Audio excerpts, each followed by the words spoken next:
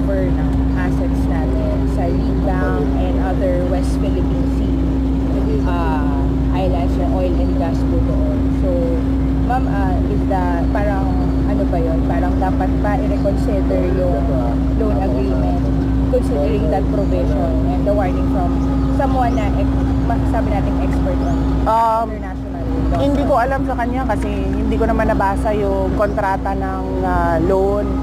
So, best siguro if she shows the copy of the contract of the loan to everyone so that everyone can read through it and appreciate or not appreciate what are the terms of the contract.